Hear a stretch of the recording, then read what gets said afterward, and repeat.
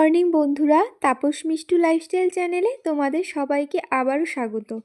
আশা করছি তোমরা সবাই ভালো আছো আর আমিও ভীষণ ভালো আছি। তো চলো আজকের ভ্লগটি তোমাদেরকে সাথে নিয়ে শুরু করছি। আজ রবিবার, এখন বাজে ওই 8টার মতন।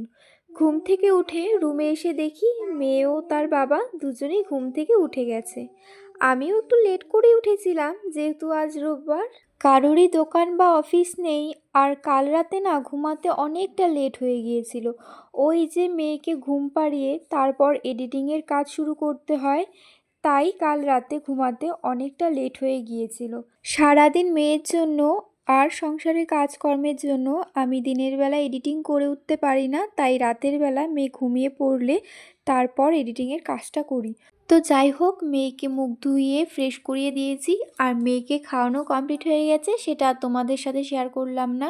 আমাদের এই ডাইনিং টেবিলটা রাতে খাবার পর খুব ভালো করেই মুছে রাখি, তবুও সকালে উঠে সকালের খাবার খাবার আগে একবার করে আবারও মুছি। সবারই প্রায় চা খাওয়া হয়ে গেছে, এখন আমি বসেছি চা খেতে। আমি লাল চা খাই বলে লাল চা বানিয়েছি, আর দিদিভাই আবার দুধ চা খায় বলে ওদিকে দিদিভাইয়ের জন্য আবার দুধ চা বানাচ্ছে। তো চলো তোমাদেরকে আজ আমাদের বাড়ির ছোট্ট একটি বাগান দেখাবো। এটাই হচ্ছে আমাদের বাড়ির ছোট্ট একটি বাগান, যেখানে আমার শাশুড়ি মা অল্প অল্প করে অনেক কিছুই ফলন করে, শুধুই শখের জন্য। জানো তো বন্ধুরা, এখানে কিছুদিন আগে ছোট্ট ছোট্ট ফুলকপি হয়েছিল, কী যে ভালো লাগতো দেখতে। আর বাজারের কেনা ফুলকপির থেকেও যেন ওই ফুলকপির স্বাদটা অনেকটাই বেশি। ফুলগুলো কি সুন্দর হয়েছে দেখো।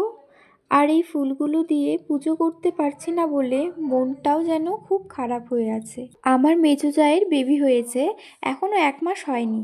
আমাদের 15 দিনে অসুচ উঠেছে, তবুও 1 মাস না হলে আমরা পুজো বা কোনো শুভ কাজ করি না। তো বাবাও ঘুম থেকে উঠে গেছে, একটু লেট করেই উঠেছে, একটু লেট করেই ঘুম থেকে উঠে। বাবা যেহেতু শরীরটা ভীষণ খারাপ, কিডনিতে একটু প্রবলেম আছে, তাই বাবাকে সব কিছু টাইমে দিতে হয়।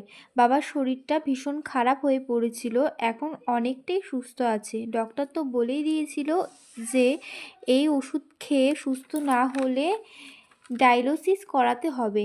ঠাকুরের কাছে সব সময় প্রার্থনা করি বাবা যেন আগের মতো সুস্থ হয়ে যায়। আমার শ্বশুরমশাই ভীষণ ভালো মানুষ।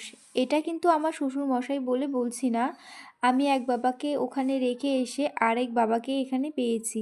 তো শ্বশুরমশাইকে নিয়ে বললে আমার কথাই শেষ হবে না। তো যাই হোক, বাবাকে ওষুধ চা সব কিছুই দিয়ে দিয়েছি। এদিকে দিদিভাই সকালের খাবারটা করছে, ভাত করেছে আর মুসুর ডাল করেছে পেঁয়াজ দিয়ে। তো বলছিল আর কি করব, আমি বাটি চচ্চড়ি করার জন্য আলু কেটে দিয়েছিলাম। এই আলু দিয়ে বাটি চচ্চড়িটা না খুব ভালো হয় খেতে। আর যদি ডিম অমলেট করে দিয়ে পিস পিস করে দেওয়া হয়, তখন তো আরও ভালো লাগে খেতে। রবিবার হলেই না খাওয়া দাওয়াটাও লেটে হয়, 11টা প্রায় বেজে গিয়েছিল। তাই মেয়েকে ডাল আর ডিম দিয়ে খাইয়ে দিয়েছি। মেয়ে ডাল খায় বলে ডালে ঝালটা একদমই কম দেওয়া হয়। তারপর আমিও খেয়ে নিয়েছিলাম। বিছানার কভারটা আজ পাল্টে দিলাম। তোমাদের দাদাভাই গিয়েছিল চুল কাটাতে, ওখান থেকে এসে স্নান কমপ্লিট করে নিয়েছে। আর খাবারটাও আমি ক্যামেরা বন্ধ করে ওকে দিয়ে এসেছিলাম, সেটা আর ক্যামেরাতে দেখানো হয়নি তোমাদের। আজ না একটু তাড়াহুড়ো করে কাজ করছি বলেই তোমরা বলতে পারো। আজ একজন আসবে আমাদের বাড়িতে, কে আসবে সেটা এখন বলবো না তোমাদের, তোমরা ভ্লগটিতেই দেখতে পাবে। ভিডিওটি স্কিপ করে যেও না, কন্টিনিউ ভিডিওটি দেখতে থাকো। বালিশের কভারগুলো আর চেঞ্জ করলাম না, এগুলো না কালই চেঞ্জ করে দিয়েছিলাম, তাই তোরার বালিশের কভারগুলো খুলে কেচে দিয়েছিলাম, তাই এই নতুন কভারগুলো লাগাচ্ছি। এইগুলো না আমার শাশুড়ি মা বানিয়ে দিয়েছে, আমাদের বালিশের জন্য এইভাবে কভার বানিয়ে দিয়েছে একই কাপড় দিয়ে। তো ওকেও বানিয়ে দিয়েছে, দেখো কি সুন্দর বানিয়েছে না এটা। কোল বালিশের কভারটা একটু চাপা হয়ে গিয়েছিল, একটু বড় বানালে ভালো হতো মনে হয়, তবু হয়ে গেছে, ঠিকই আছে। তো বালিশের কভারটা ভীষণ সুন্দর হয়েছে, ছোট্ট বালিশের একটু ছোট্ট কভার। দুপুরে রান্নাটা আজ মাই করবে, মাকেই বলেছি যে তুমি রান্নাটা করো। আর আমাদের বাড়িতে কেউ এলে তখন রান্না মাই করে। মায়ের হাতের রান্না খুব ভালো হয় খেতে। সবার মায়ের হাতের রান্নাই সবার কাছেই বেস্ট হয়। আমার নিজের মা আর শাশুড়ি মা দুজনেই খুব ভালো রান্না করে। দুজনের হাতের রান্নাই খেতে আমি খুব পছন্দ করি। মায়ের হাতের রান্নার এক আলাদাই যেন গন্ধ থাকে, আলাদাই যেন স্বাদ থাকে, তাই না বন্ধুরা? তো যাই হোক, দুপুরে আজ কাতল মাছ এনেছে আর সাথে মাথাও এনেছে। তো মাথা দিয়ে বাঁধাকপির ঘন্ট করা হবে, আর মাছের ঝোল করা হবে আলু দিয়ে, আর ডাল করা হয়েছে সকালে, আর গরম গরম বেগুন ভেজে দেওয়া হবে, আর সাথে তো পাঁপড় লেবু আছেই। সবগুলো রান্নাই না আজকে একদমই হালকা তেল মশলায় করা হবে। ঘরগুলো তো গুছিয়ে নিলাম, এখন মেয়েকে স্নান করিয়ে আসবো, তারপর বাকি কাজগুলো আবার করব। আর এই জামা কাপড়গুলোও কেচে দিতে হবে, তো মেয়েকে স্নান করানোর পর সব কিছু করব। তো মেয়েকে স্নান টান করানো হয়ে গেছে, আর জামা কাপড়গুলো যেই বেরিয়েছিল ওগুলোও কেচে দিয়ে মেলে দিয়েছি, আর ঘরগুলো মুছে নিচ্ছি। এখন সবগুলো কাজই তাড়াহুড়ো করেই করছি আজকে, কারণ ওরা আসার সময়ও হয়ে গেছে, তাই আর কি সব কাজ একটু তাড়াহুড়ো করেই করছি। এই ঘর মোছার জিনিসটা আমি অনলাইন থেকে নিয়েছি, ফ্লিপকার্ট থেকে। এটা দিয়ে না মুছতে খুবই সুবিধা হয়। আমার তো মেয়ে ছোট, তাই রোজ আমি মুছে উঠতে পারতাম না। তারপর এটা আনার পরে মুছতে কোনো অসুবিধাই হয় না আর। আর রোজ ঘর মোছা না হলে আমার একদম ভালো লাগে না, আমি খুব চেষ্টা করি রোজই ঘর মোছার। আর এই জিনিসটার নাম তোমরা কারা কারা জানো সেটা আমাকে কমেন্টে জানিও।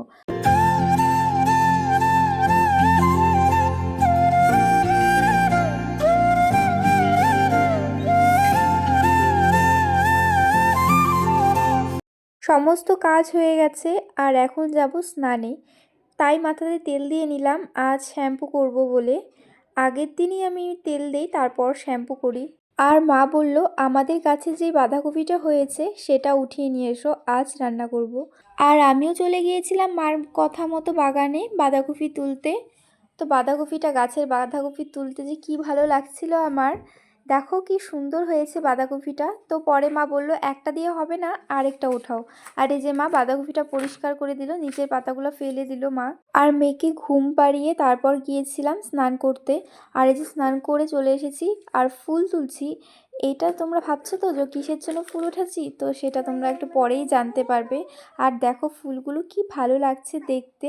আর যার জন্য আমরা সকাল থেকে অপেক্ষা করছিলাম কখন আসবে কখন আসবে, আর চলে এসেছে আমাদের ছোট্ট সোনামা। আর প্রথমবার বাড়িতে এসেছে আর নিজের রুমে ঢুকছে, তাই আমি তাকে সুন্দর করে ওয়েলকাম জানালাম।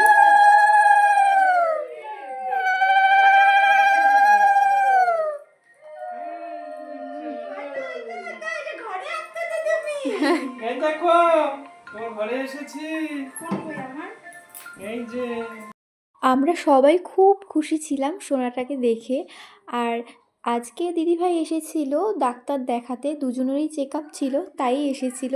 খাওয়া দাওয়া করে তারপর আবারও চলে যাবে ডাক্তার দেখাতে, 4টার দিকে ছিল।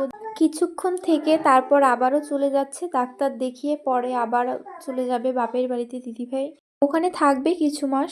আমাদের মন খুব খারাপ হয়ে গিয়েছিল, কিছুক্ষণের এসে আবার চলে গেল। তারপরে এই যে মেয়ে রেডি হয়ে গিয়েছে পার্কে যাবে বলে। আজকের ব্লগটি এই পর্যন্তই, দেখা হচ্ছে অন্য কোনো ব্লগে। ব্লগটি ভালো লাগলে পাশে থেকে একটি লাইক একটি সাবস্ক্রাইব করে দিও।